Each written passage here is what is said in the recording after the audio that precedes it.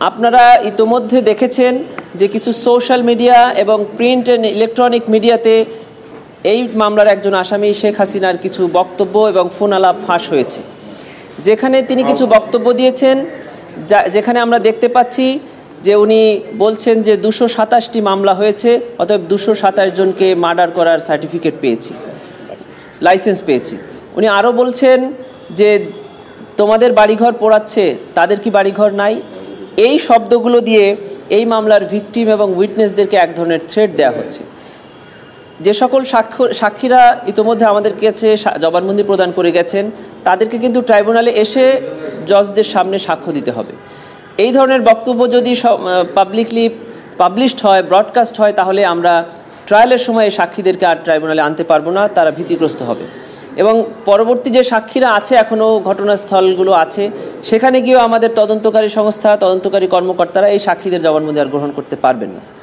শুধু তাই নয়, হেট স্পিচ এমন একটি অপরাধ যেটি শুধু বাংলাদেশে নয়, সারা পৃথিবীর সকল আইনে সকল জায়গাতে হেট স্পিচ একটি ক্রিমিনাল অফেন্স যেটি করা হচ্ছে, সেটি বন্ধের জন্য এবং সেটি ভবিষ্যতে পাবলিকেশনস বন্ধের জন্য এবং ইতোপূর্বে যে হেট স্পিচগুলো আমাদের সোশ্যাল বা ইলেকট্রনিক মিডিয়াতে আছে সেগুলো রিমুভ করার জন্য আমরা আবেদন করেছিলাম।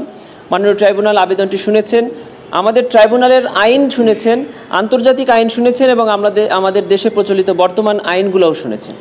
সব কিছু শুনে আমাদের আবেদনটি ট্রাইব্যুনাল মঞ্জুর করেছেন এবং বাংলাদেশ সরকারের যথাযথ কর্তৃপক্ষকে ট্রাইব্যুনাল আদেশ দিয়েছেন যে এই সকল হেট স্পিচ যেগুলো এখনও বিদ্যমান আছে সেগুলোকে রিমুভ করার জন্য এবং ভবিষ্যতে যেন এই ধরনের কোনো হেট স্পিচ আর পাবলিক বা ব্রডকাস্ট না হয় সেজন্য উনি আদেশ প্রদান করেছেন। এটি কি সব আসামির ক্ষেত্রে? আমরা এই আবেদনটি করেছিলাম শুধু একজন আসামির ক্ষেত্রে, আসামি শেখ হাসিনা, সাবেক প্রধানমন্ত্রী, উনার জন্য এই আবেদনটি করেছিলাম, কারণ এখন পর্যন্ত শুধু উনার স্পিচগুলাই আমাদের হাতে আছে এবং তার প্রমাণ আমরা ইতিমধ্যে পেয়েছি। অন্য কারো বিদ্বেষমূলক বক্তব্যের ক্ষেত্রে নিষেধাজ্ঞাটা হলো নাকি ওনার বক্তব্য দিতে পারবে না? আমরা স্পেসিফিক্যালি বলেছি যে শুধু বিদ্বেষমূলক বক্তব্য এবং এমন বক্তব্য যা ট্রাইব্যুনালের ইনভেস্টিগেশনকে হ্যাম্পার করে, এই দুই ধরনের বক্তব্যকে আমরা নিষেধ চেয়েছি। সাধারণ বক্তব্যর অধিকার সবারই আছে।